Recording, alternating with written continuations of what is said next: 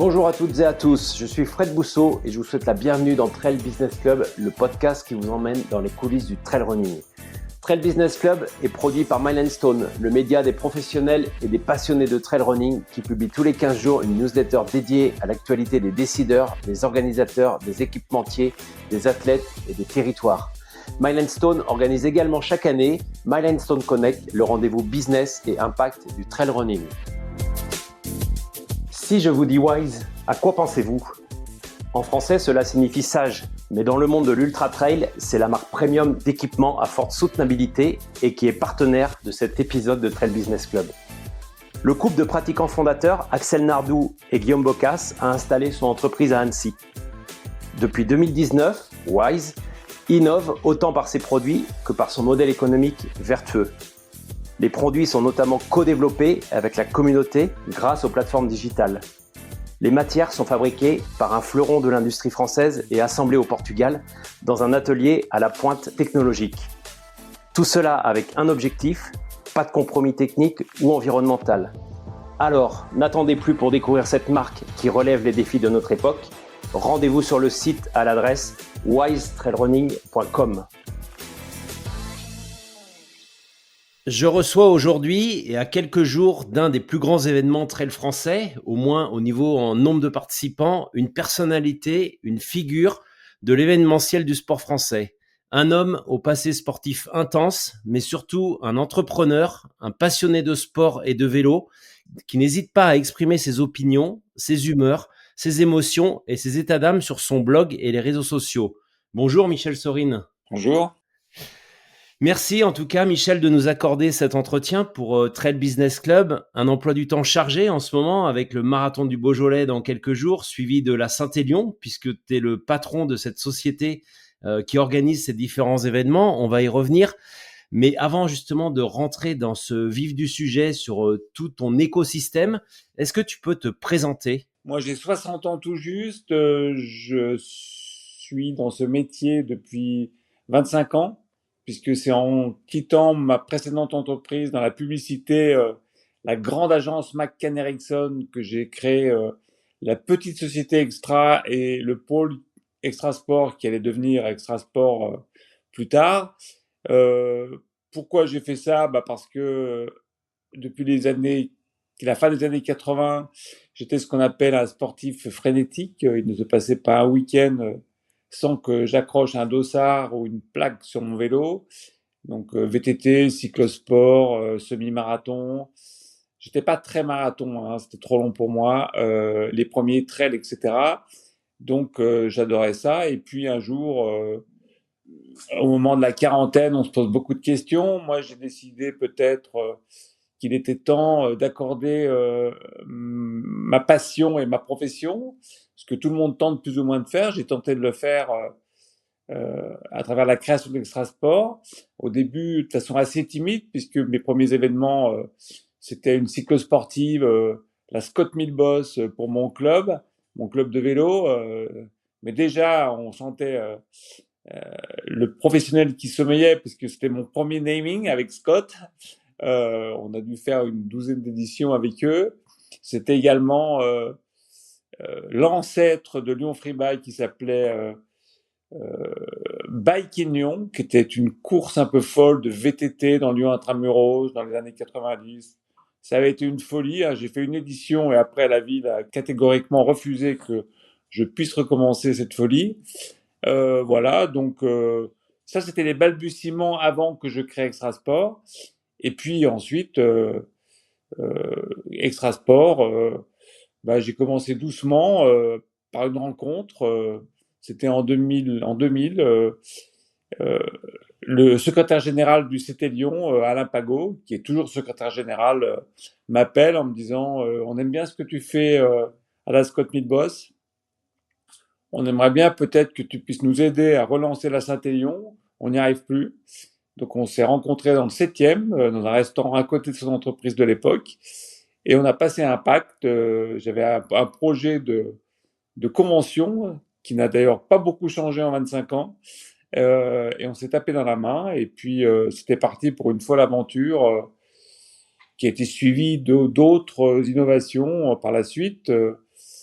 Je n'ai pas renié tout de suite mon métier d'avant, parce que moi je suis un publicitaire, hein, ce qu'on appelle dans le jargon un concepteur-rédacteur. Je, je suis docteur ès lettres, comme j'aime bien dire, depuis 40 ans, je pense les mots, P-E-N-S-E. Et puis, j'ai essayé de faire coïncider ce savoir-faire avec mon amour immodéré du sport outdoor. Donc, après la Saint-Élion, ça a été les Urban Trails, ça a été le Trail des Forts, ça a été des réussites, des échecs, des essais, parce qu'on réussit pas tout dans ce métier. Je suis bien passé pour le savoir. Et puis aujourd'hui, après une période Covid compliquée, le navire Extra Sport va bien. J'imagine qu'on va en parler en long, en large. Mais voilà pour ma présentation. J'ajoute juste quand même un truc important, c'est que j'aime à dire que j'ai eu plusieurs vies. J'ai commencé Extra Sport sur mes deux jambes en allant faire de la veille concurrentielle tous les week-ends chez les autres pour voir comment ils organisaient leurs courses, que ce soit les grands rendez-vous d'ASO ou les petites coursettes à saucisson. J'aime pas ce mot, mais j'aime bien ces petites courses. Tous les week-ends, j'étais sur le terrain et je disais, tiens, ils font ça, voilà une idée qui est bonne. Et en 2014, tout le monde le sait un peu, j'ai eu un accident de vélo. Je m'en suis relevé tétraplégique incomplet. Donc incomplet, c'est-à-dire j'arrive un peu à bouger les bras. Et donc, au bout d'un marathon d'un an et demi à l'hôpital et en centre de rééducation, et ben en sortant, j'avais le choix. J'aurais pu arrêter, me contenter de ma petite rente sécurité sociale. Mais au contraire, ça m'a reboosté pour continuer l'aventure différemment. Parce que maintenant, je ne vais plus reconnaître les parcours, je ne porte plus les barrières Vauban le week-end. Mais bah, j'ai essayé de continuer avec mes moyens actuels. Alors ça tombe bien puisque c'était l'avènement des réseaux sociaux que je découvrais aussi. Donc aujourd'hui, je gère le pôle communication d'Extrasport et notamment tout ce qui est réseaux sociaux. Et ça m'occupe largement mes journées, mes week-ends. Je ne sais pas si ça te suffit comme présentation, je pourrais aller largement au-delà, mais je vais anticiper des questions. Non, non, c'est parfait, Michel. C'est vrai que c'est une présentation qui te représente parfaitement. Alors, on revient sur effectivement cet accident de 2014, du 1er avril, qui n'était pas un poisson. Et je sais que t'aimes bien cet humour un petit peu à la Desproges, un peu caustique et parfois moqueur que tu utilises. Tu l'as dit sur tes réseaux sociaux personnels. Est-ce que pour toi, en juin 2014, tu écrivais sur ton blog Extropié, avoir les ailes couplées en pleine bourre est un peu trop cruel pour être toléré sans râler. Je ne tenais pas en place, me voici condamné à l'immobilité. Est-ce que cet accident a été le plus grand défi de ta vie? Je sais pas quand ça arrive, et j'en parle d'autant plus que ça m'est d'arriver à un de mes amis coureurs, une personne rencontrée sur Kikourou, c'est une grande communauté la course, hein, donc il est à peu près dans la même position que moi il y a maintenant 10 ans, et il ne sait pas s'il va remarcher. C'est vrai que les premiers mois sont dramatiques, c'est-à-dire qu'on se dit, c'est terminé. Bon, moi qui bougeais, qui n'avait pas de limite. Aujourd'hui, je n'ai que des limites. Qu'est-ce que je vais bien pouvoir faire avec cette vie-là? Et finalement, ça doit s'appeler la résilience. Bon, j'ai la chance, moi, d'être très entouré. Euh, j'ai une famille, des enfants, des proches formidables. J'ai eu un associé formidable, Romain Houzé, pour ne pas le nommer, qui m'a quand même largement soutenu et aidé à redémarrer. Et puis, oui, à 50 ans, on a envie de faire des choses. Et finalement, comme j'avais conservé toutes mes facultés intellectuelles, et peut-être avais-je acquis plus d'humour qu'auparavant, parce que finalement, l'humour est une bonne antidote à la dépression. J'ai pensé que c'était le bon moment de redémarrer. Donc, oui, la perspective de faire encore de grandes choses avec le travail m'a bien boosté. Et puis, l'arrivée également d'un enfant au même moment était quand même un plus indéniable. Alors justement, dans ce blog Extropié, tu racontes ton quotidien, ton retour à la vie, l'apprentissage de cette nouvelle vie aussi qu'il a fallu appréhender. Est-ce que c'était une sorte de thérapie de te raconter, de raconter ta vie et de te confier?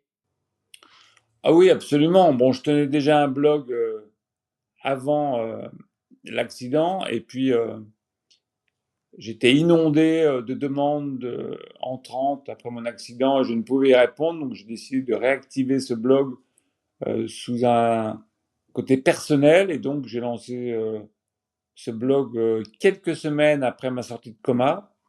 Et c'est vrai que ça m'a servi de défouloir, de thérapie. Je n'ai pas eu recours à un psy du tout.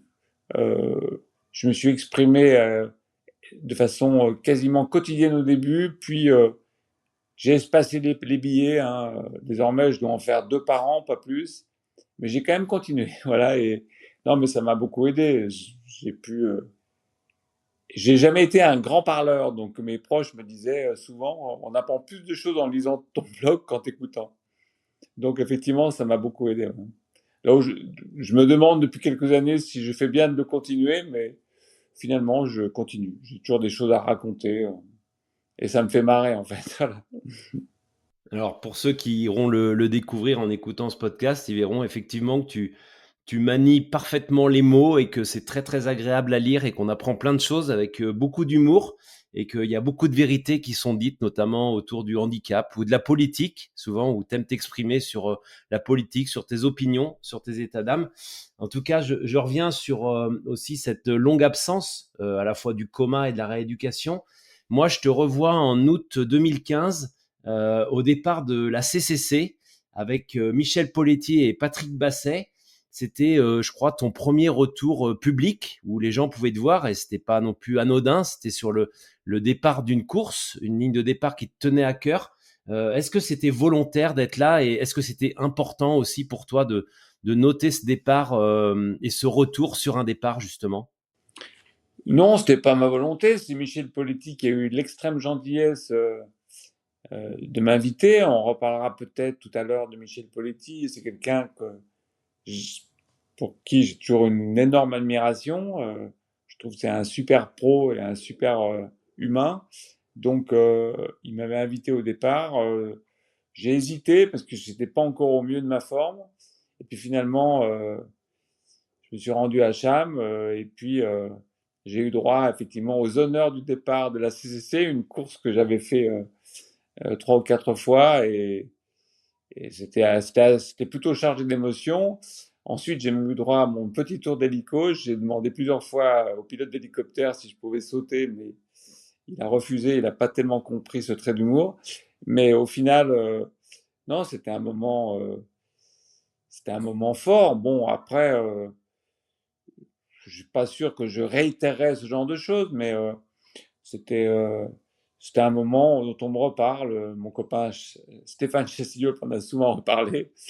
Voilà, j'essaye d'éviter de me mettre trop en avant. Et alors, tu vas me dire qu'après l'épisode de la flamme paralympique, j'avais rien demandé, mais je me suis retrouvé porteur et même allumeur de la vasque à Lyon, place Bellecour.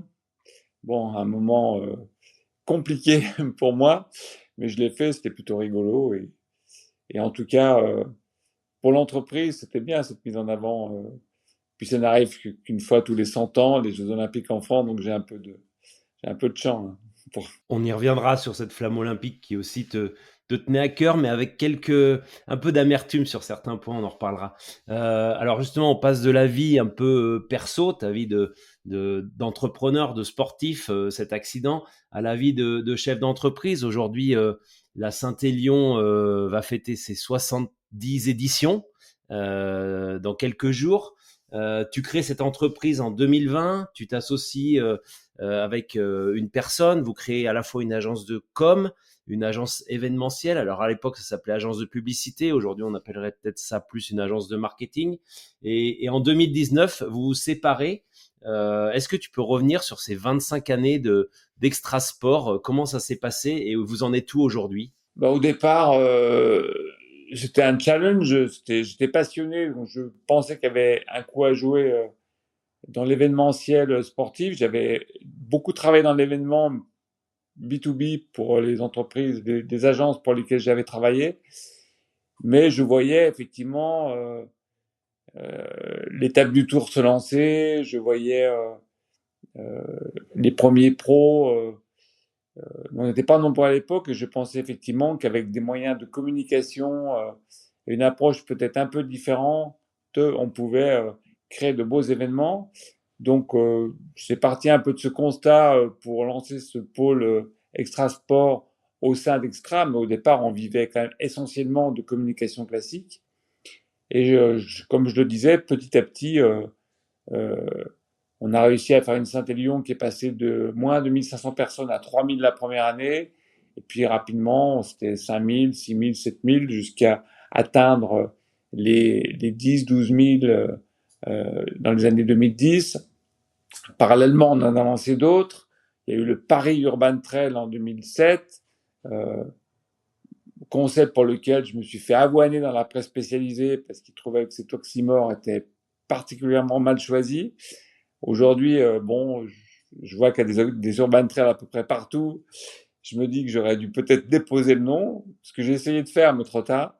Euh, et puis après, c'était des rencontres. Hein. Le Trail des Forces, c'est une rencontre sur le Salon des Templiers avec deux passionnés qui n'en pouvaient plus de leur organisation et qui étaient au bord du divorce et qui voulaient bien s'occuper de tracer les parcours et de gérer les bénévoles, mais voulait surtout plus s'occuper du reste, c'est-à-dire tout ce qui était recherche de partenaires, communication, gestion des participants, etc. Et donc, c'était le premier modèle de convention. En fait, cette convention avec les clubs, on n'en a jamais dérogé en 25 ans. Notre modèle, on est privé, c'est vrai, mais on travaille toujours avec une structure associative, quelle qu'elle soit.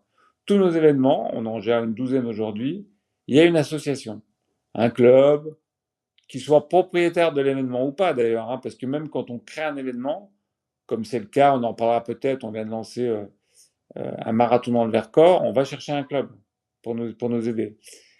Généralement, ce club perçoit l'intégralité de la billetterie, il perçoit les subventions, on rémunère le club. Alors, c'est toujours le fameux débat de ces boîtes privées qui exploitent les bénévoles. On ne paye pas les bénévoles individuellement, mais par contre, on rémunère les clubs. Et je pense que les clubs s'y retrouvent. Le CT Lyon, avec lequel on travaille maintenant, ça va être ma 24e édition avec eux, s'y retrouve largement. Donc, notre modèle a toujours été le même. Ensuite, on a essayé de bâtir autour de nos événements une belle communication, essayer d'exister, de, de faire les plus beaux événements possibles pour que le participant ait la meilleure expérience possible. Alors aujourd'hui, la concurrence s'est densifiée. Hein. Il y a beaucoup d'acteurs privés ou associatifs qui se sont vraiment professionnalisés. Tant mieux, parce qu'aujourd'hui, le participant, l'amateur de sport outdoor a un choix multiple. Mais c'est intéressant, il y a encore beaucoup de choses à faire. On y travaille. Et donc, cette aventure, effectivement, de 25 ans euh, a été teintée de rebondissements. Il y a eu l'accident, il y a eu le retour difficile de l'accident, il y a eu la séparation avec mon premier associé, il y a eu d'autres associés qui sont arrivés. On a parlé de Romain Houzé tout à l'heure, mais également Tom Pagani, plus récemment, Eric Garcia également, qui est associé avec nous. Pour l'instant, nous sommes farouchement attachés à notre indépendance, on en parlera tout à l'heure. Donc tout va bien. Après les années Covid qui furent des années de doute, en tout cas, on a le vent dans le dos, comme tous les organisateurs en ce moment. Et donc, on va essayer de développer des belles choses et de faire des belles choses dans les 2, 3 années qui viennent. Justement, t'en parlais, vous êtes aujourd'hui 4 actionnaires, vous étiez 2 quand la société a été restructurée en 2019 après cette séparation avec l'ancienne structure. Est-ce qu'aujourd'hui, vous êtes sollicité par des investisseurs pour venir renforcer votre capital? Vous l'envisagez ou vous le réfutez pour l'instant? Alors, bon, je ne vais pas faire la langue de bois. Oui, effectivement, depuis maintenant 4 ou 5 ans, à partir du moment où on s'est séparé de la branche communication, on a été sollicité. Je pense qu'on a dû être sollicité par une dizaine d'entreprises ou d'organismes différents. Pour l'instant, on a dit non parce qu'on a envie de faire nos preuves, on a envie d'aller un peu plus loin, on a envie de présenter un beau bilan stabilisé, sans Covid, sans voilà, mais on ne s'interdit rien. C'est-à-dire qu'on voit bien aujourd'hui que ça bouge euh, dans le milieu de l'organisation outdoor et on ne s'interdit rien. Voilà, on s'est pas fixé d'objectif, on s'est pas dit bah, dans 2 ans, 3 ans, 4 ans, mais en tout cas, il y a des gens avec qui on continue à discuter, avec qui on s'entend bien. Ce sera avant tout, de toute manière, si on se rapproche de quelqu'un, plutôt par affinité, euh, et on verra bien. Mais pour l'instant, rien de concret, non, je te rassure. Alors, tu en as parlé tout à l'heure, il y a eu ces périodes de Covid, avec aussi un trou d'air pour tous les organisateurs, hein, aussi beaucoup d'inquiétudes. Aujourd'hui, Extra Sport, tu l'as dit, c'est une société qui paye des charges, qui a des salariés, qui paye de la TVA, qui paye de l'impôt, qui reçoit aussi des subventions. Mais aujourd'hui, comment vous vous adaptez aux fluctuations économiques, à la fois face à l'inflation des prix, aux réductions des budgets des entreprises privées, des collectivités. Comment vous restez attractif et rentable dans ce contexte économique un petit peu chahuté? Bah, effectivement, on s'est tous pris de plein fouet l'inflation. Donc, de toute manière, c'est pas seulement nos prix, c'est les prix en général d'inscription qui ont augmenté un peu partout, parce que les prestataires ont augmenté considérablement le prix de leurs prestations et les matières premières également. Là, ça a l'air de se stabiliser un petit peu. Mais bon, aujourd'hui, les pratiquants peuvent s'en émouvoir, hein. C'est vrai que tous les dossards ont pris une inflation considérable depuis 2 3 ans. Ensuite, écoute, nous, on s'en sort. Enfin, je pense que comme tous les organisateurs, effectivement, on a pu craindre à un moment une baisse des dotations des collectivités. C'était un peu reparti parce qu'aujourd'hui, on ne raisonne plus avec les collectivités en termes de subventions, mais plutôt d'investissement en communication.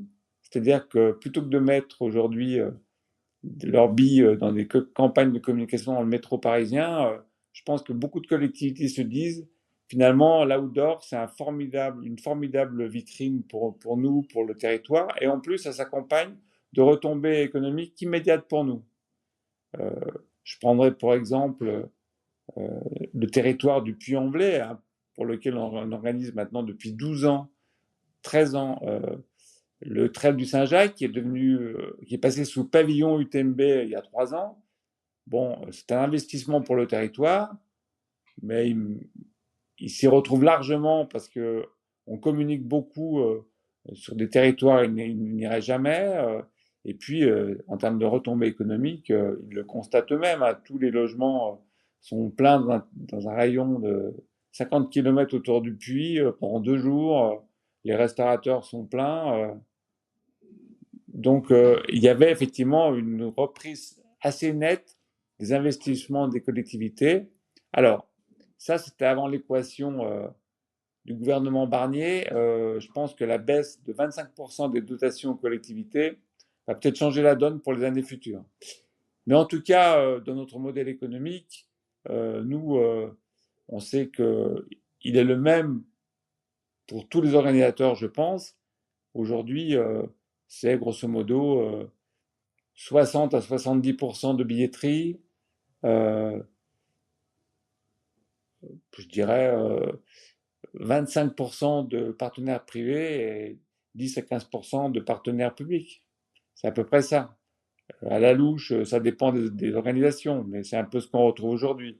Donc effectivement, c'est encore aujourd'hui le participant qui supporte majoritairement le coût d'un événement. Est-ce que justement, dans cette mouvance un petit peu nouvelle que tu viens d'expliquer sur la répartition et les enjeux stratégiques des collectivités, est-ce que pour toi, l'avenir du sport et du tourisme sont des piliers essentiels des prochaines années pour les territoires? Oui, je pense que les territoires ont tout intérêt, en tout cas, à jouer la carte de l'outdoor. Finalement, c'est des investissements qui sont assez peu conséquents pour eux. C'est facilement mesurable immédiatement en termes de retombées économiques et également en termes d'impact médiatique. Donc, je pense que des territoires comme le Puy-en-Velay ou comme le Vercors, on en parlera peut-être, ou même Besançon. Besançon, on pourra en parler, hein, aujourd'hui, a placé l'outdoor en flambeau du territoire.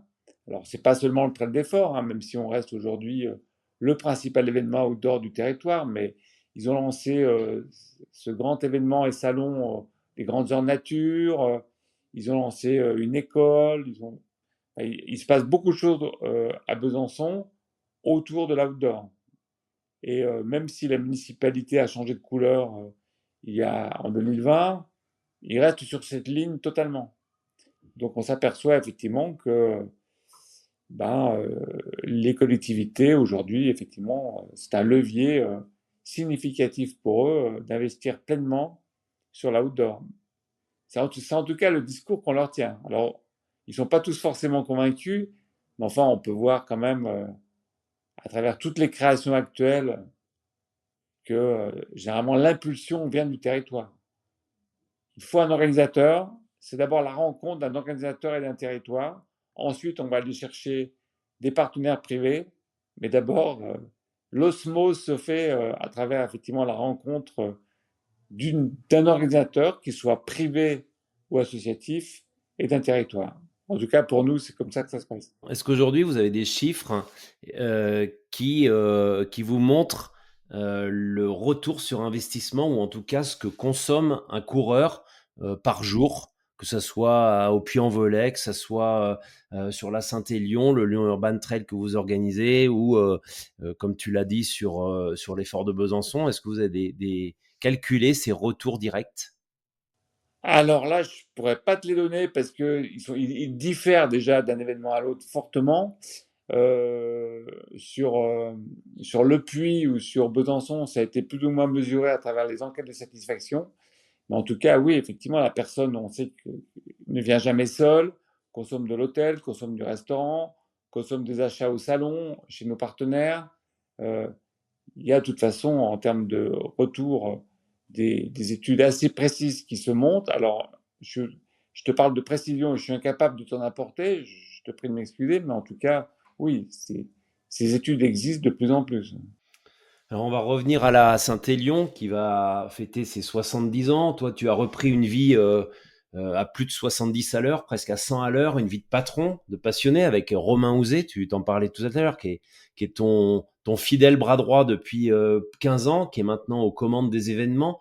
Est-ce que tu peux nous parler de cet événement Saint-Élion en quelques chiffres, chiffre d'affaires, nombre de participants, nombre de bénévoles, partenariat, tout ça, c'est quoi à peu près les chiffres? La Saint-Élion, c'est notre figure de proue un peu chez Extrasport. C'est pas le plus grand événement puisque le marathon du Beaujolais qui a lieu dans quelques jours va faire plus de 27 000 personnes, mais c'est le plus gros budget. La Saint-Élion, ça va être environ cette année 2,5 millions d'euros, un peu plus. Proportionnellement, un marathon du Beaujolais va être plutôt aux alentours de 1,6 million, 1,7 million. Ensuite, tous nos autres événements sont plutôt sous le million. On a des tout petits événements, type qu'on appelle les événements vitrines, type Gravity Race, type Ventoux-Man, où on aura plutôt des budgets qui vont se situer entre 150 000, 200 000 euros maximum. Et après, le gros des événements, ça va être entre 350, 800 pour les plus gros, style le marathon de Biarritz, par exemple. Alors la Saint-Élion, c'est le plus gros, effectivement, je te le disais, avec plus de 2,5 millions d'euros. Euh, Depuis 25 ans, on l'a upgradé chaque année. C'est 1200 bénévoles. C'est, je pense, pas loin de 200 prestataires.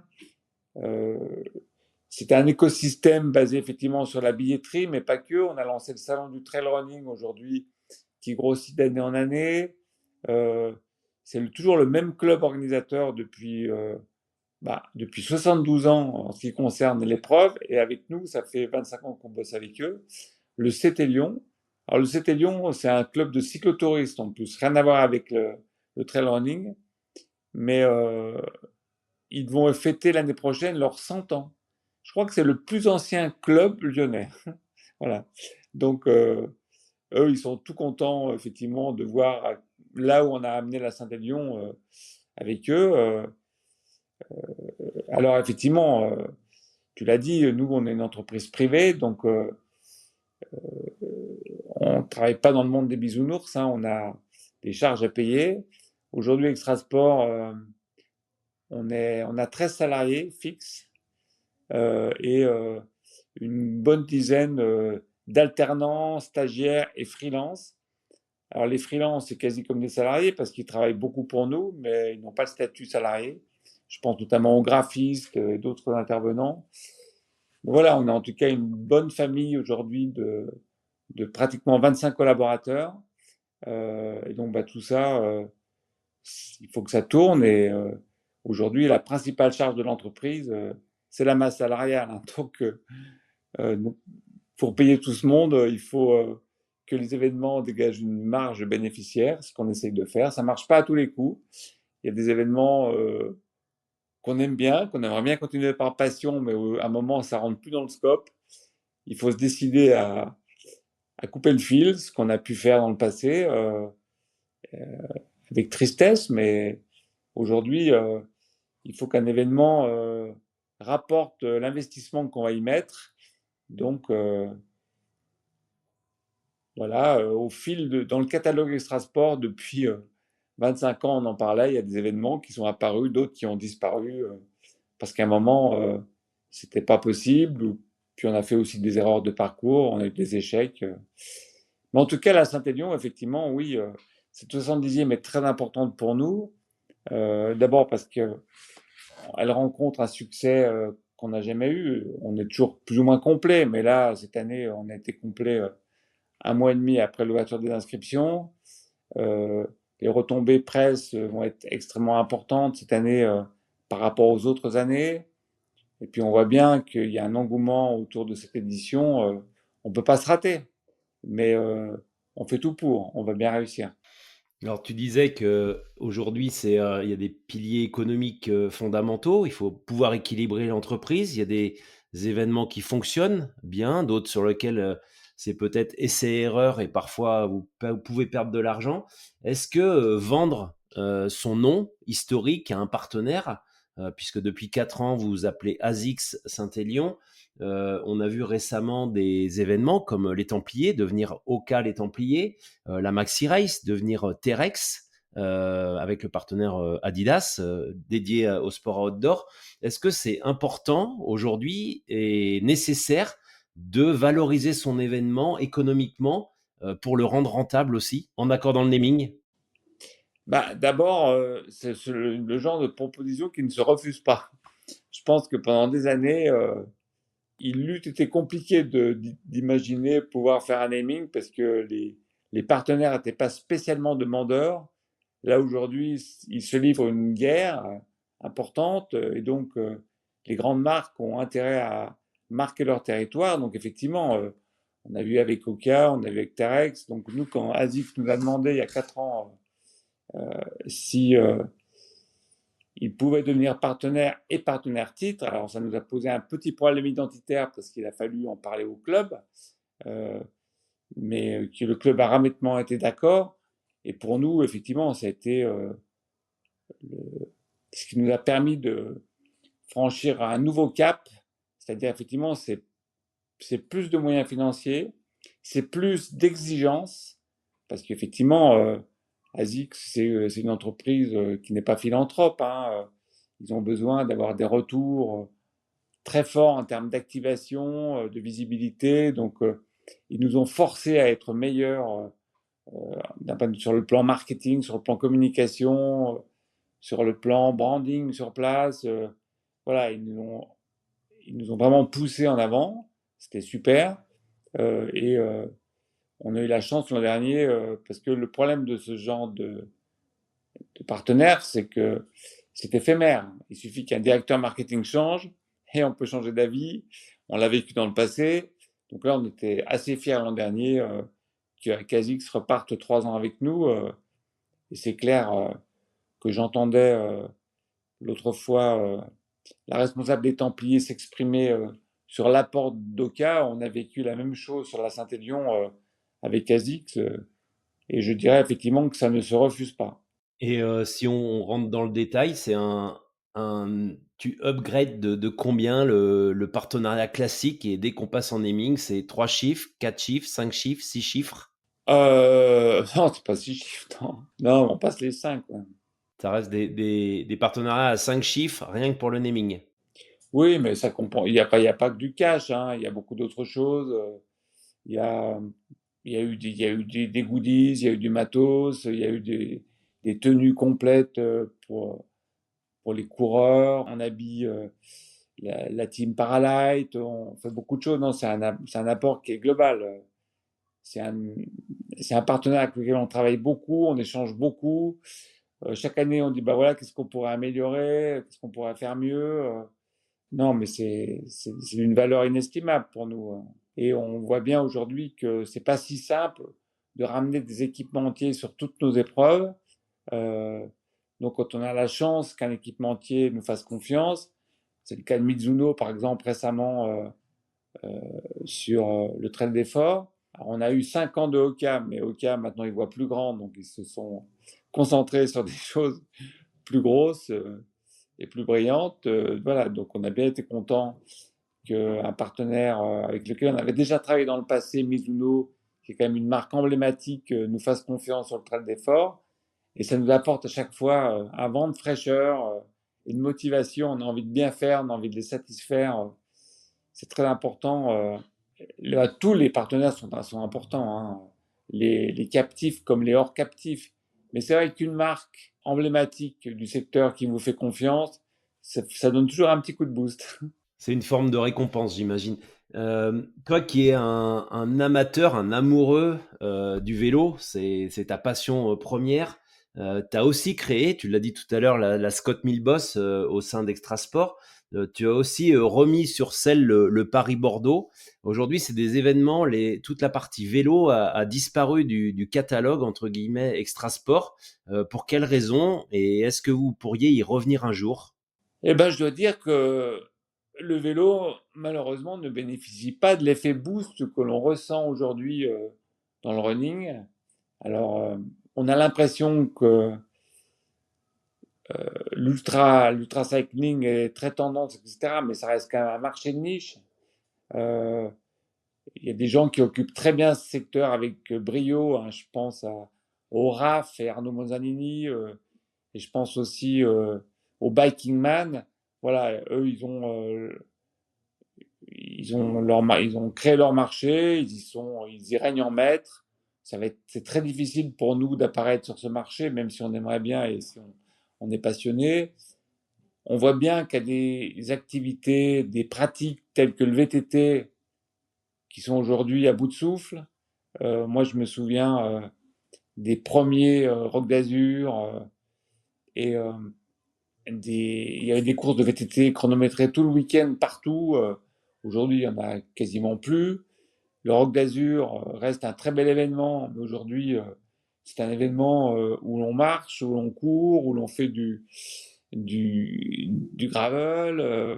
Voilà. Et la part des VTT a baissé considérablement aujourd'hui. Donc, c'est pour ça que nous, après 20 ans d'organisation dans Lyon, de Lyon Free Bike, pour l'instant baissé pavillon. Je ne dis pas qu'on arrête l'événement, mais étrangement, on était soutenu par la collectivité avant que le vélo soit quasiment le moyen de déplacement roi dans Lyon. Aujourd'hui, tout le monde fait du vélo à Lyon et du coup, la municipalité, en tout cas la métropole, parce que ce n'est pas le cas de la ville, euh, ne mise plus trop sur ce type d'événement. Voilà, donc on l'a mis en sommeil pour l'instant. On le sortira peut-être un jour, mais dans le calendrier très fourni qu'on avait l'an dernier, on a préféré lever le pied. Et puis tu parlais de Bordeaux-Paris. Bordeaux-Paris, J'ai lancé une première fois avant 2014. L'édition 2014 avait assez bien marché, mais moi j'étais à l'hôpital, donc je ne l'ai pas vécu de près. Ensuite, il a fallu attendre presque 10 ans pour qu'on le relance. C'était le cas en 2022. Euh, ça a été une réussite certaine en 2022. On a fait un peu plus de 600 inscrits. C'était plutôt pas mal. On a pris la décision ensuite de le faire tous les 2 ans. Et puis, l'an dernier, on a été rattrapé par la Flamme, qui a eu la bonne idée d'arriver à Bordeaux en même temps que nous pour le départ. Et du coup, ça a rendu impossible l'organisation de Bordeaux-Paris. Elle arrivait à Châteauroux en même temps que nous, à mi-parcours. Et on n'avait pas de certitude d'avoir un point de chute à Paris, si bien qu'à 1 mois et demi du départ, on a préféré jeter l'éponge. Donc pareil, Bordeaux-Paris, c'est une épreuve qu'on adore intellectuellement, mais là, on se pose la question, est-ce qu'on va la relancer, en tout cas en 2025, c'est sûr qu'on ne la fera pas, et puis est-ce qu'on la relancera en 2026 on ne sait pas, on hésite. Alors, pour revenir aux événements, tu l'as évoqué tout à l'heure, le VTT que tu as connu, l'avènement du VTT. Moi, j'en ai fait aussi à cette époque-là en pratiquant en compétition. On a souvent comparé le VTT à l'évolution du trail en faisant des parallèles, souvent un peu avec des projections en se disant est-ce que le trail pourrait devenir comme le VTT? Est-ce que tu penses qu'aujourd'hui, on pourrait tomber dans ce travers, comme tu le disais tout à l'heure, du Roc d'Azur sur le monde du trail, ou est-ce qu'on en est peut-être épargné en se servant de cet historique peut-être malheureux sur certains points, notamment, on y reviendra, mais est-ce que l'olympisme n'a pas tué finalement la pratique du VTT? Non, je pense pas, mais d'abord, le trail aujourd'hui est allé beaucoup plus haut que le VTT n'est jamais allé, hein. Même aux plus riches heures du VTT, on n'en était pas là. Il y avait quelques épreuves forestières, les crapauds, etc., qui faisaient beaucoup de monde. Mais, enfin, ça n'a jamais dépassé les 4 000 à 5 000 personnes. Et puis, il n'y en avait pas non plus des wagons. Non, mais le VTT, je pense, est tombé un peu en désuétude parce que le gravel a pris un peu un ascendant dessus, alors que finalement, le gravel, ça me rappelle les premiers Rocs d'Azur que je faisais où les gens participaient en vélo de cyclocross. On en revient en fait aux premières formes de VTT qui existaient, c'est-à-dire des cadres de route sans suspension, avec des pneus un peu plus gros. Voilà, bon, très bien. Ça a permis aux fabricants de se relancer là-dessus. Je suis pas sûr non plus que le gravel est un avenir total dans le sport de masse. Ça reste quand même encore un sport de niche. Alors, les épreuves qui existent, c'est super, elles sont conviviales, mais ça s'adresse quand même à une petite communauté. Voilà. Non, je pense pas que à un moment j'avais un peu peur du trail pour le trail parce que je me disais que c'était un sport dans lequel on se blessait beaucoup. Alors j'ai connu beaucoup de quadra-quinquas qui à un moment ont arrêté le VTT parce qu'ils trouvaient que c'était plus de leur âge pour faire du trail. Et finalement, une fois qu'ils passaient au trail, ils se blessaient plus qu'en VTT. Donc, peut-être qu'aujourd'hui, ils font du gravel, je ne sais pas. Non, mais je pense qu'il y a aussi un paramètre à bien prendre en compte, c'est la protection des espaces naturels sensibles. Aujourd'hui, il devient déjà compliqué d'organiser parfois des trails euh, dans des milieux protégés, que ce soit des parcs naturels nationaux, régionaux, des réserves, etc. Alors dès que vous mettez des vélos, c'est encore pire. Alors aujourd'hui, en plus, le vélo, la moitié des pratiquants de VTT le font avec des vélos électriques, des e-bikes.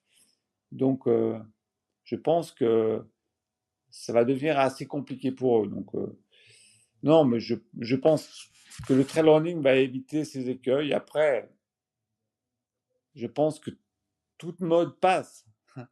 Euh, on avait préconisé il y a quelques années la fin de la course route, que ça allait être totalement détrôné par le trail running. Or, on s'aperçoit aujourd'hui que finalement, il y a une reprise très nette des courses routes, des nouveaux marathons qui se créent avec un succès considérable.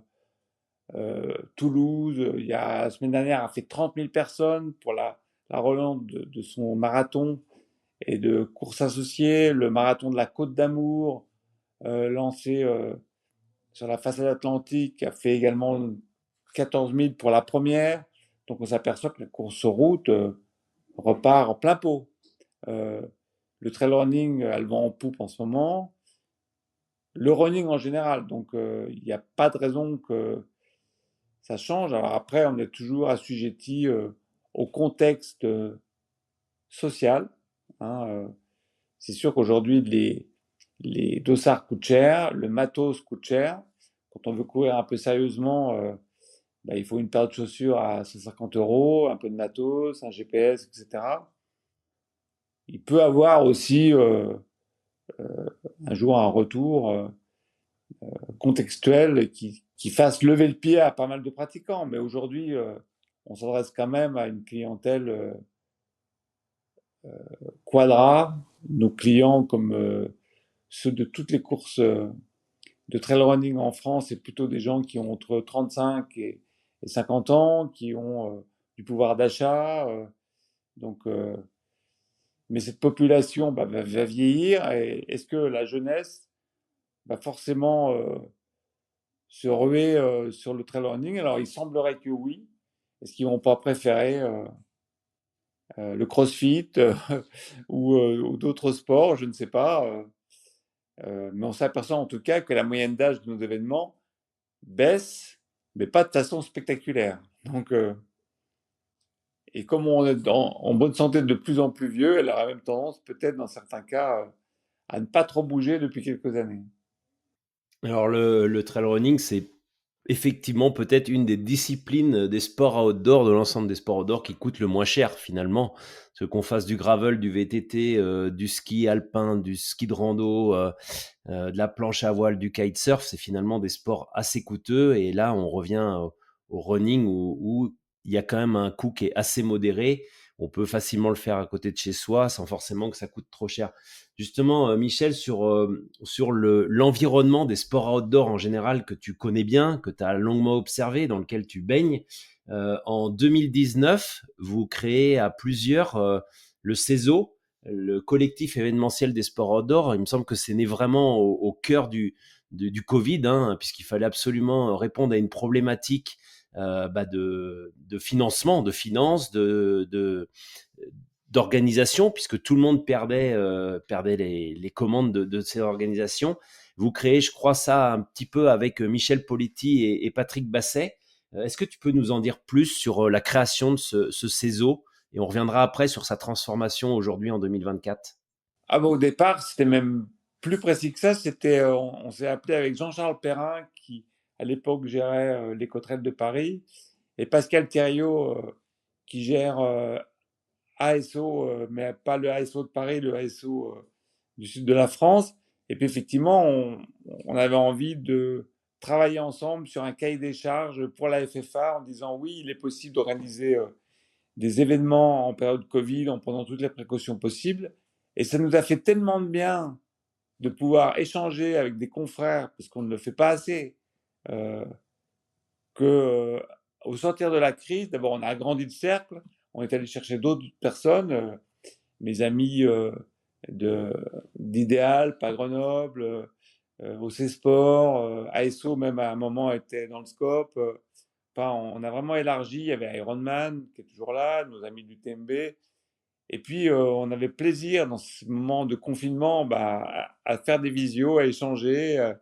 Et toi, tu fais ça comment? Et finalement, ça a perduré. Une fois que le Covid était passé, qu'on avait chacun repris nos activités, il a été important d'essayer de faire perdurer le truc. Alors c'était plus compliqué parce que nous, on avait beaucoup moins de temps à y consacrer. C'est là que notre ami Gilbert Iserne, un ex d'ASO et de la Fédé de tennis, a pris les commandes du truc avec brio. Et là, on est plein gaz. On a travaillé sur plein de sujets. On a été longtemps sur le certificat médical. Il y a eu une sortie heureuse. On travaille sur des sujets, on en a parlé tout à l'heure, comme trail et espaces naturels sensibles. On est en train d'essayer de monter, encore une fois, avec la FFA, un référentiel. pour que chaque participant adopte les bonnes pratiques et surtout que nos interlocuteurs, décideurs, sachent qu'on n'est pas des rustres et qu'on ne va pas tout massacrer. On travaille, on aimerait bien travailler sur le sujet de TVA parce que aujourd'hui, pour voir du sport, il y a une TVA plus faible que quand on veut faire du sport, ce qui, avec l'enjeu de sport santé aujourd'hui autour de la filière, nous paraît un anachronisme fou. Mais enfin, vu le contexte d'économie, je ne suis pas sûr qu'on ait gain de cause immédiatement. Voilà, il y a plein de sujets. Il y a cette journée à Lyon, au Next, en face de la Saint-Élion, le 29 novembre, qui va être très riche d'enseignements. Voilà, donc aujourd'hui, l'ex-CESO, qui est devenu France Outdoor Sport Event, c'est en plein développement. On est de plus en plus nombreux. On a plein de nouveaux adhérents, un bel enthousiasme. Et ben, je trouve que c'est important de se fédérer. Alors, on a pu nous reprocher au début d'être entre privés et gros, ce qui n'est plus le cas. On a des petits, on a beaucoup d'associations. Et puis, en fait, on œuvre pour tout le monde. Hein. Donc, si des organisateurs écoutent ce podcast, qu'ils n'hésitent pas à aller sur le site pour voir un petit peu ce qu'on fait et à nous rejoindre. Pour les petites organisations, l'adhésion est quasiment peanuts. Donc, plus on est de fous, plus il y a de riz, comme on dit, et plus on pourra se faire entendre auprès des autorités. Il y a quand même de vastes sujets dont on doit s'emparer et pour que nos sports, quand je dis bien nos sports, c'est pas seulement le trail running, hein, c'est le vélo, le VTT, l'orientation, le canicross, voilà, puissent continuer à s'organiser dans de bonnes conditions et parfois on se heurte à des murs administratifs, voilà, et donc on a tout intérêt à se fédérer, comme l'ont très bien fait les salles de sport, comme l'ont très bien fait les organisateurs de salons, tous les organisateurs d'événements outdoor, qu'ils soient associatifs et mono-événements ou des gros comme nous, on doit œuvrer pour la même chose, pouvoir organiser sereinement et proprement nos événements.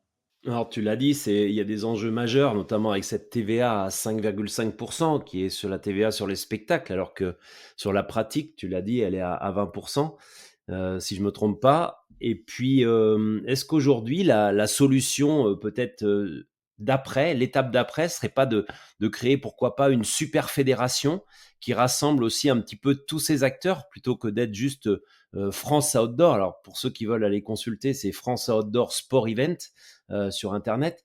Est-ce que ce serait pas une super fédération qui puisse justement avoir des interlocuteurs privilégiés, même si on sait que Gilbert Izerne, il est très proche des politiques, très proche des décideurs, très proche des réseaux d'influence.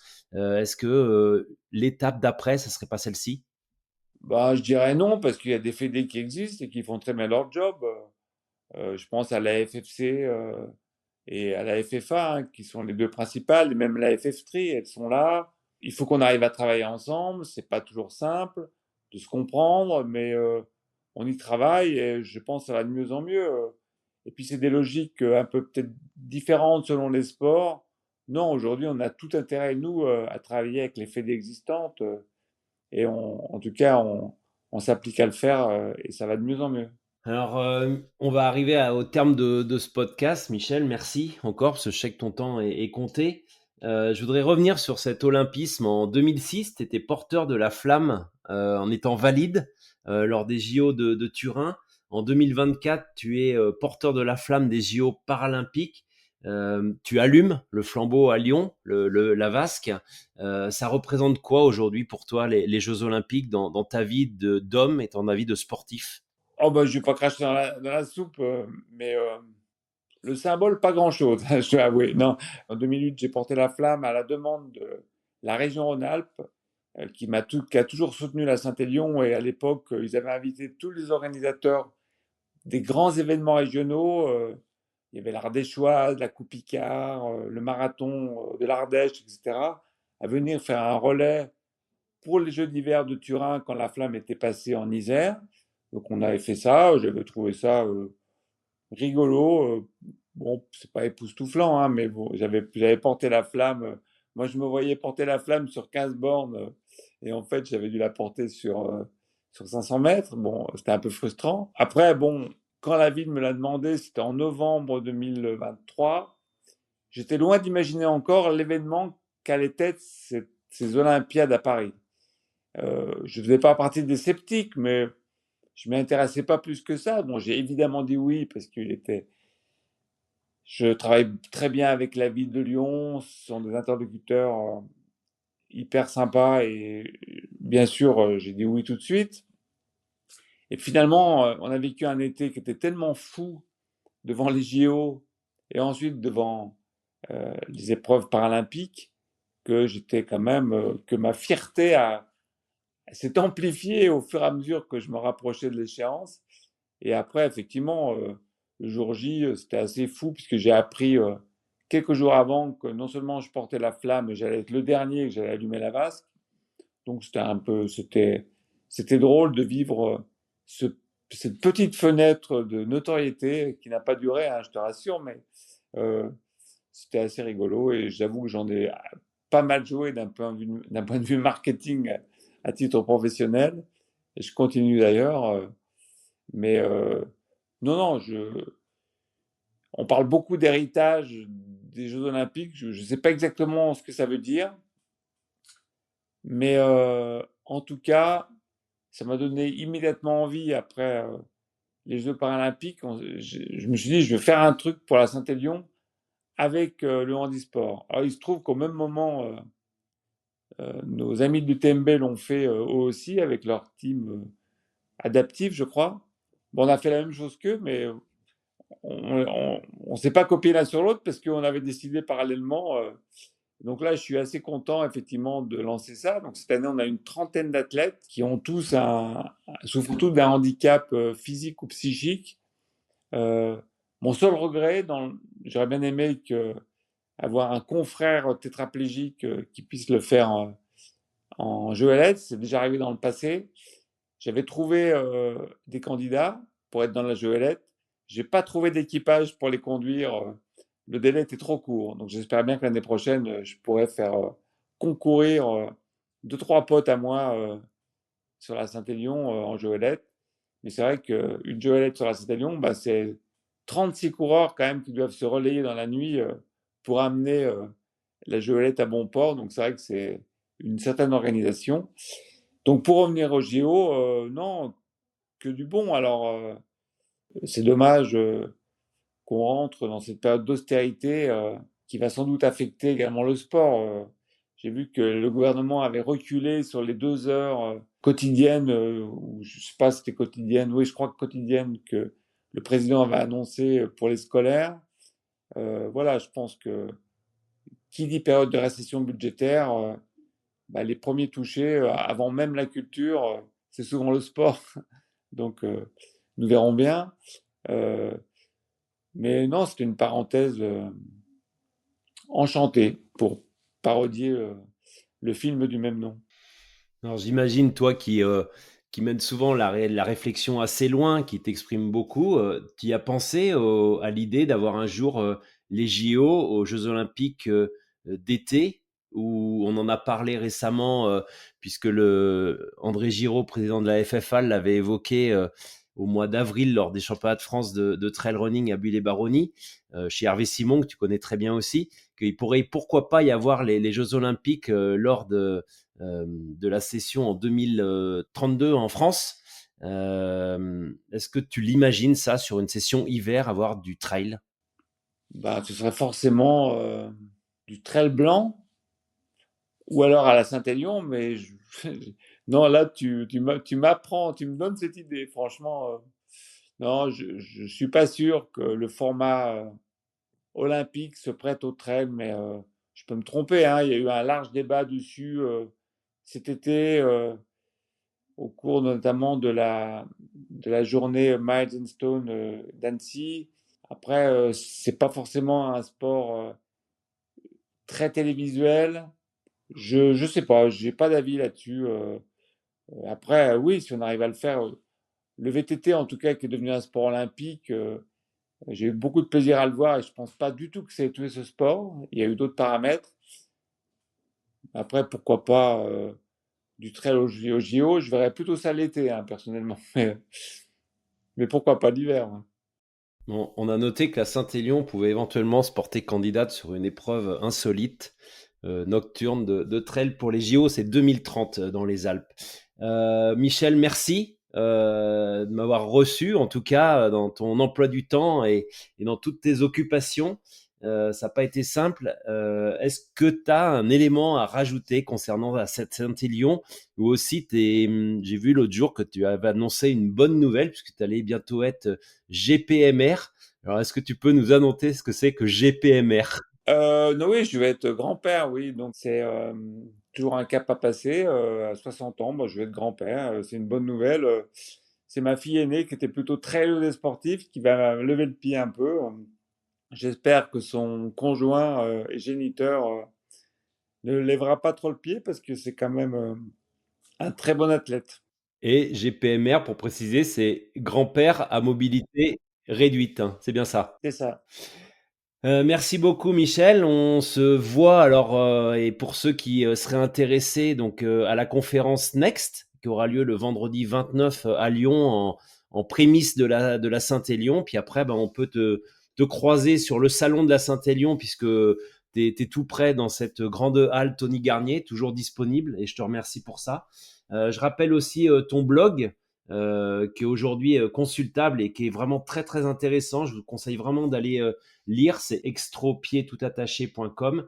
On peut te suivre aussi sur les réseaux sociaux pour tes prises de parole, tes conseils littéraires et cinématographiques, c'est toujours intéressant et puis aussi tes prises de position politiques que je partage souvent avec plaisir parce que je suis assez adepte. Merci Michel et puis bonne Saint-Élion et à bientôt. Merci à toi. Merci d'avoir écouté cet épisode de Trail Business Club. N'hésitez pas à le partager et à nous dire ce que vous en pensez. On se retrouve dans 15 jours pour un nouvel épisode. D'ici là, je vous conseille de vous abonner à la newsletter Mile & Stone. Elle est gratuite et vous pouvez vous inscrire sur mileandstone.com.